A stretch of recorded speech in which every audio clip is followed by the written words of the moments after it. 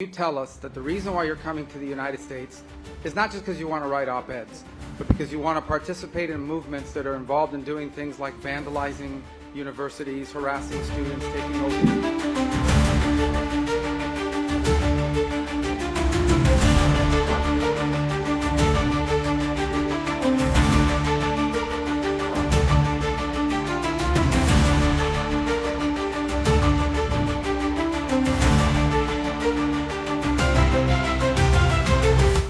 Mr. Secretary, a Turkish student in Boston was detained and handcuffed on the street by plainclothes agents. A year ago, she wrote an opinion piece about the Gaza war. Could you help us understand what the specific action she took led to her visa being revoked? Yeah, and what was your State Department's role in that process? We revoked her visa.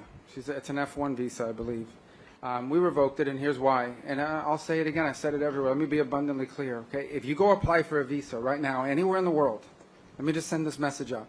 If you apply for a visa to enter the United States and be a student, and you tell us that the reason why you're coming to the United States is not just because you want to write op-eds, but because you want to participate in movements that are involved in doing things like vandalizing universities, harassing students, taking over buildings, creating a ruckus, we're not going to give you a visa.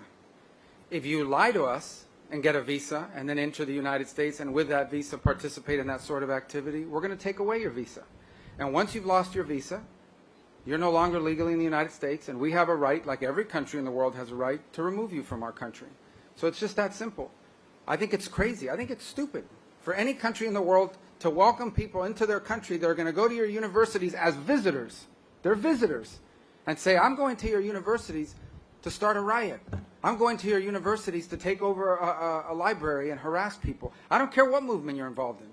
Why would any country in the world allow people to come and disrupt? Now, we gave you a visa to come and study and get a degree, not to become a social activist that tears up our university campuses. And if we've given you a visa and then you decide to do that, we're going to take it away. I encourage every country to do that, by the way, because I think it's crazy to invite students into your country that are coming onto your campus and destabilizing it. We're just not going to have it. So we'll revoke your visa, and once your visa is revoked, you're illegally in the country and you have to leave. Every country in the world has a right to decide who comes in as a visitor and who doesn't. If you invite me into your home because you say, I want to come to your house for dinner, and I go to your house and I start putting mud on your couch and spray painting your kitchen, I bet you're going to kick me out.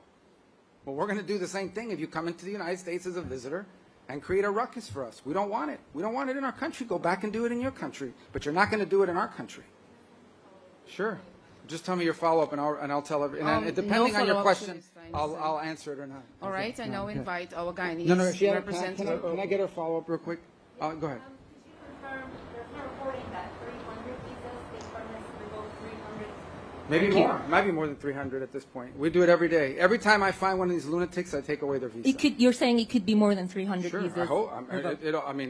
At some point, I hope we run out because we've gotten rid of all of them. But we're looking every day for these lunatics that are tearing things up. And by the way, we want to get rid of gang members too. So Venezuela sent us a bunch of gang members.